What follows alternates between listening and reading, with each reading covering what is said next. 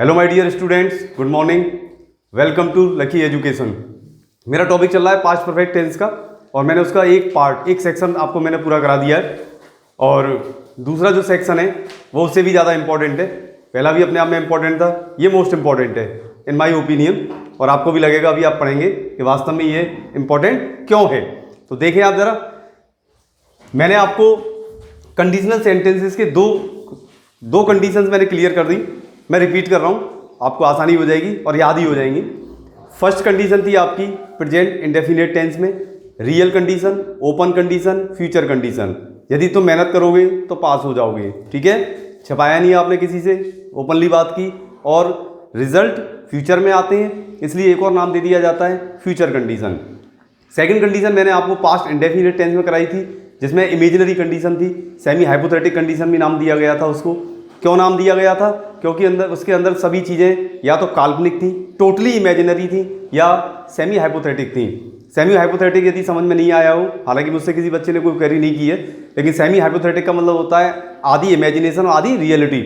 तो उसमें क्या होता है कि हमें एक पैटर्न यूज करना पड़ता है। वो पैटर्न क्या होता है कि उसका इफ क्लॉज तो पास्ट इंडेफिनिट से बनता है, सेकंड वाला जो पार्ट है वो would oblique should oblique might oblique could plus MB1 से बनता है। ये चीज़ें आपको तो ध्यान से नोट डाउन कर लेनी है और उनको समझते चलना है। उसका एग्जाम्पल ही मैंने दिया था कि यदि मुझे अलादीन का चिराग मिल जाए, अब देखना क्या शानदार इमेजिनेशन है कि यदि मुझे अलादीन का चिराग मिल जाए तो मैं ताजमहल को जयपुर ले आऊँ। बताया था मैंने आपको एग्जाम्पल। क्या पॉसिबल है? नहीं पॉसिबल है। बस इन्हीं चीज़ों को आपको ध्यान में रखते हुए इन चीज़ों को ढंग से समझना है।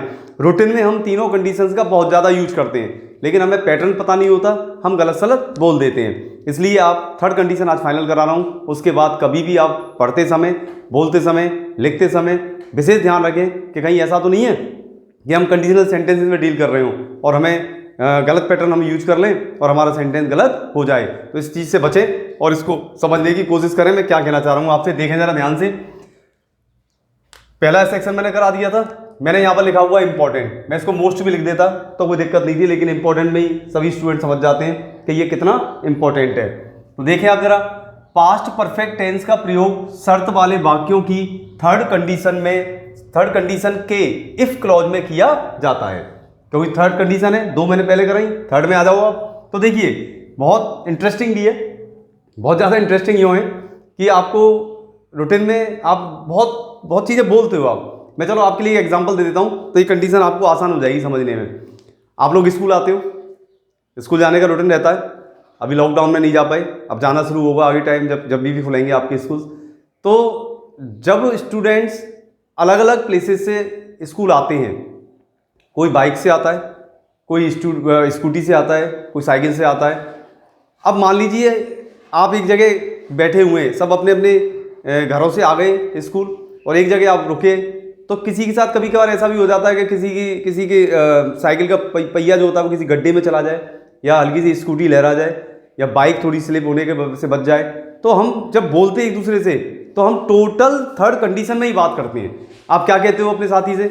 आज मेरी साइकिल गड्ढे में चली गई, साइकिल का पहिया गड्ढे में चला गया, यदि मैं गिर जाता तो मेरे हाथ पैर टूट जाते। बोलते हो नहीं बोलते हो? रूटीन में सब बोलते हैं।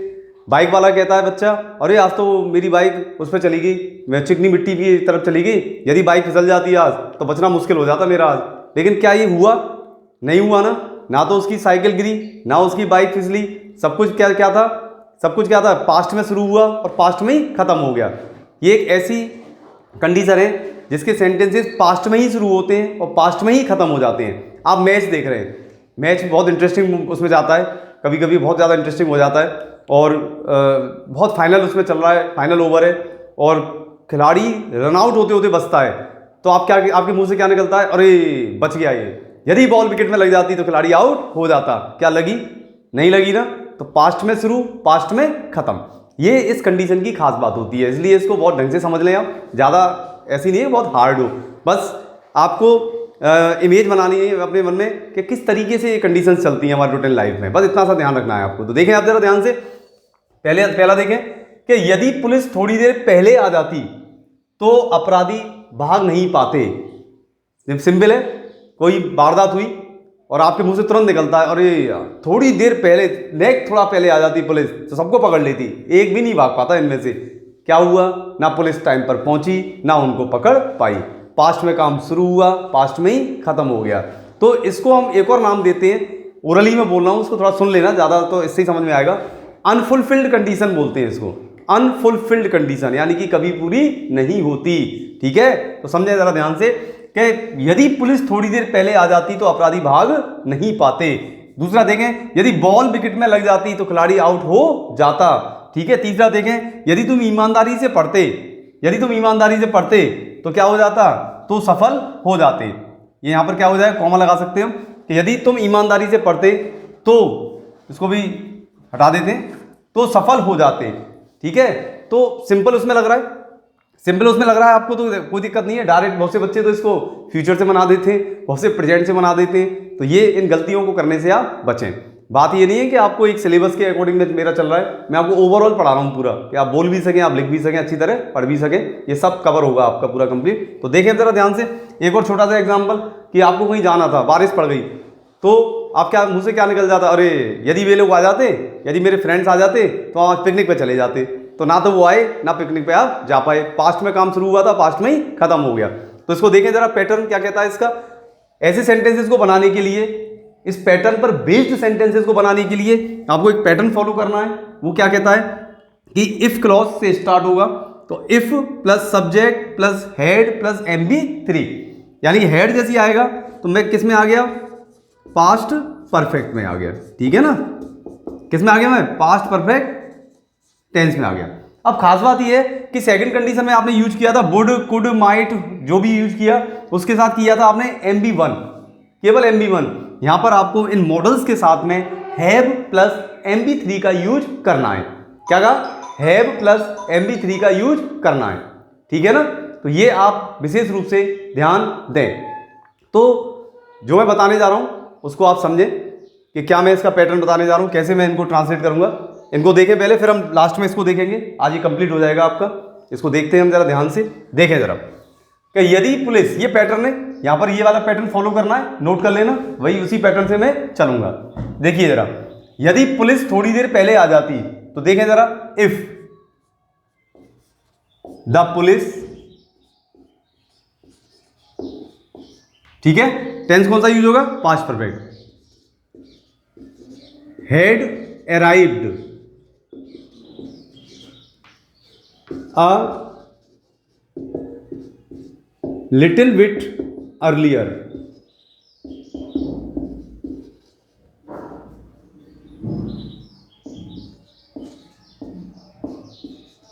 the criminals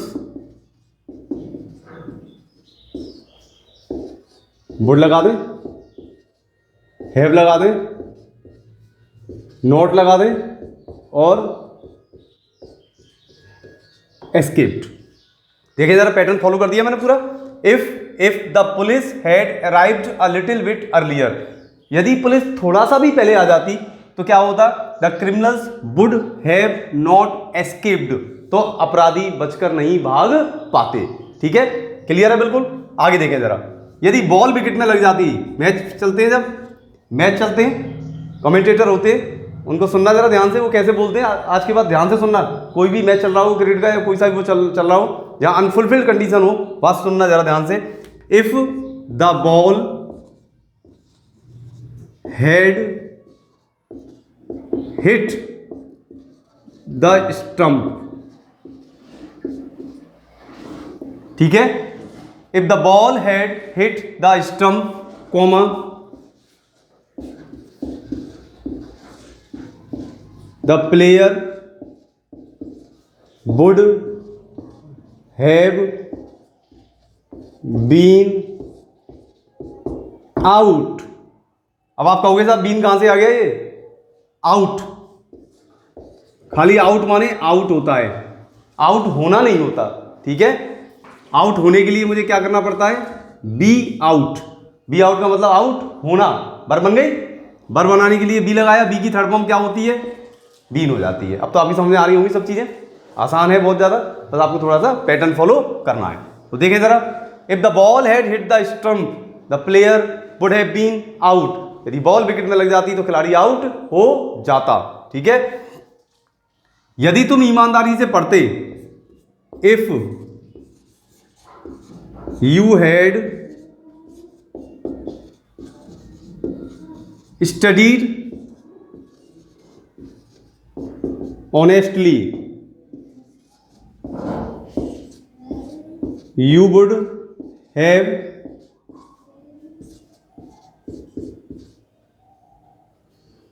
have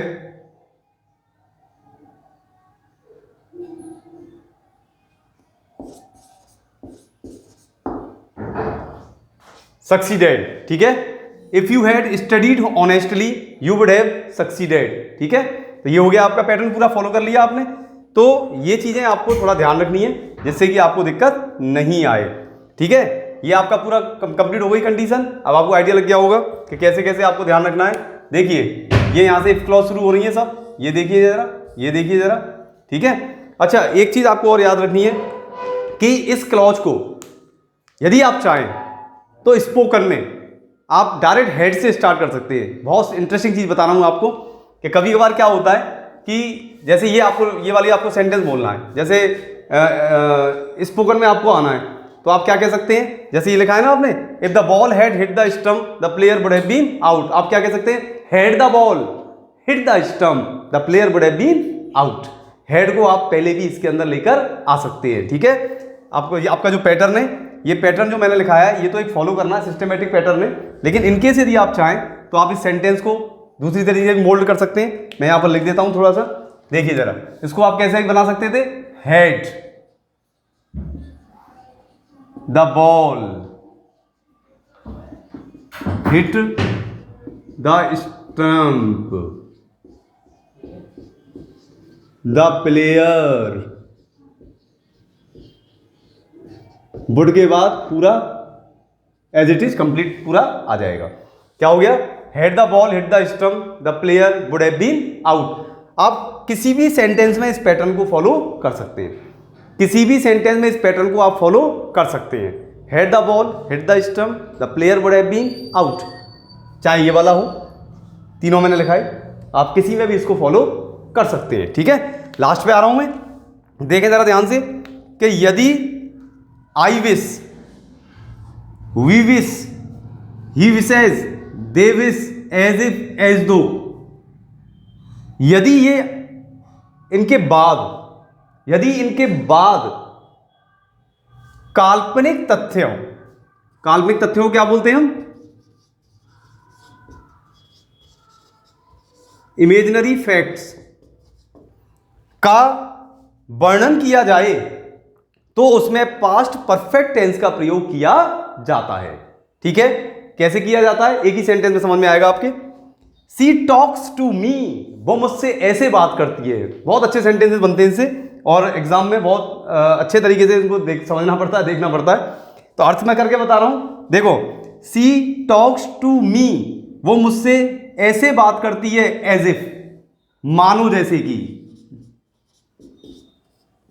मानो जैसे कि, इसको ध्यान से सुने, क्या she talks to me as if, वो मुझसे ऐसे बात करती है मानो जैसे कि she had come from the film industry, जैसे कि वो फिल्म इंडस्ट्री से आई हो।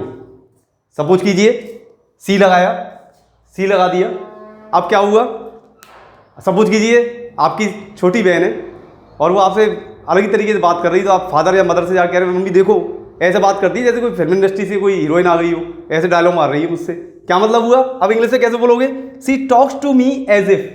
अब यहां पर हमें क्या फॉलो करना है, देखो ये रहा pattern, C had come from the film industry, यानी कि ये क्या हुआ, ये हो गया आपका पास्ट परफेक्ट। बावजूद इसके कि देखो प्रेजेंट इंडेफिनिट भी आ रहा है, देख रहे हैं हम यहां पर, I wish, we wish, he wishes, they wish, as if, as though. Confusion बहुत होना क्रिएट होना स्वाभाविक है कि यहां पर क्या आ रहा है, सी टॉक्स, सी टॉक्स, टॉक्स का मतलब क्या होता है, प्रेजेंट इंडेफिनिट, होता नहीं होता है, यहां प्रेजेंट इंडेफिनिट है लेकिन वहां पर क्या चला गया, पास्ट परफेक्ट। लेकिन कंडीशन क्या है, शर्त क्या होती है कि इनका प्रयोग तब किया जाए तब सभी चीजें काल्पनिक हों। ठीक है, कोई आप इमेजिनरी मोड में जा रहे हो तो आपको हमेशा पास्ट परफेक्ट टेंस का प्रयोग करना है। तो उम्मीद करता हूँ सभी को ये पास्ट परफेक्ट अच्छा लगा होगा, समझ में आ गया होगा, अच्छी तरीके से समझ लें, ठीक है ना। और कोई दिक्कत हो तो आप मुझसे कोई भी चीज़ पूछ सकते हैं। इन पर बेस्ड जो सेंटेंसेज हैं उनको मैं एक अलग लेक्चर में रिकॉर्ड करके आपको बताऊंगा पूरा कि स्पोकन में इनका यूज कैसे किया जाता है। ये तो आपका प्रैक्टिकल नॉलेज है, ये तो आपको एग्जाम में आएंगे, आप तुरंत इनको कर सकते हो। लेकिन स्पोकन का एक ऐसा लेक्चर मैं बताऊंगा जिसमें सभी चीज़ें, सभी टेंसेज एक साथ कवर होते हैं उसके अंदर, तो आपको पता चलता जाएगा इंडेफिनिट के साथ फ्यूचर कैसे आता है, फ्यूचर के साथ ये कैसे आता है, वुड कहाँ आता है, शुड कैसे आता है, क्योंकि मॉडल्स है, मॉडल्स आपके सिलेबस में है। इसलिए मॉडल समझने के बाद आपका ये काम बहुत आसान हो जाएगा। आपके मन में एक बात आ रही होगी, सर कुड कब लगता है, माइट कब लगता है, बहुत माइन्यूट, फिर मैं कह रहा हूँ माइन्यूट ऑब्जर्वेशन होता है। इसको मॉडल्स में आप समझ लेना, मॉडल्स का टॉपिक आएगा उसमें समझाऊंगा बहुत अच्छे तरीके से आपको, फिर आपको ये यहाँ पर एप्लीकेबल कर देना है। तब तक के लिए आपको इतना ही समझना है और इतना ही दिमाग में रखना है। एक्स्ट्रा बिल्कुल भी आप ये मत समझना कि ये कैसे यूजेज होंगे इनके, वो हो जाएंगे, वो कोई दिक्कत नहीं है, ठीक है। पढ़ते रहिए, समझते चलिए, घर पर रहिए, सुरक्षित रहिए। Thank you.